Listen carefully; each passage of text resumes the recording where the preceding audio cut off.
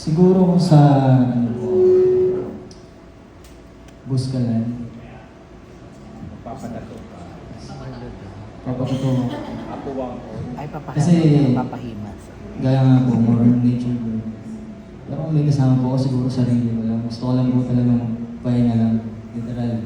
Alone time, alone time. Para po ma-refresh ako. Yeah. Okay, thank you, Nathan. Queen?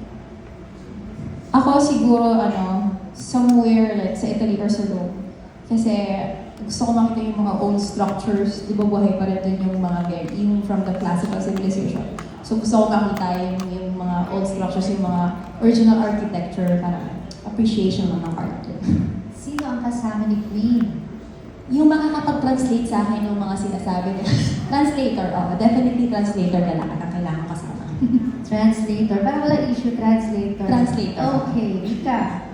Ako po, hindi ko po alam if counted siya as die.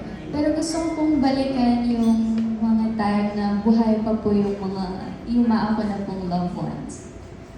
Yeah, parang kahit saglit lang po sana, gusto ko po ulit ma-feel yung presence na.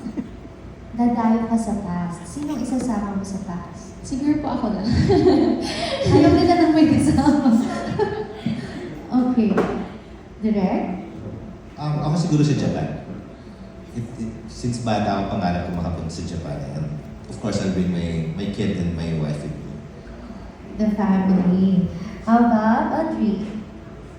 Siguro sa Siargao. Kasi every time na inutupost, dun talaga ako nagpupunta para makapag-isip-isip, ganyan. Tapos, syempre, dadayo ko with myself. Kasi gusto ko nga mag-post parang, yun, unwind, ganyan. Tara!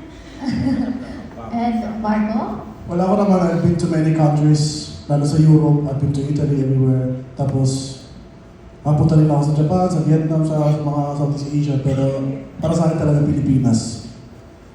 Parang sa Pilipinas kasi I feel like home. I feel welcome. And kung sana buhay pa yung tatay ko, siya yung gusto ko lang kasama. Isamang gumala sa buong Pilipinas. Yes po. Okay, thank you for answering the question.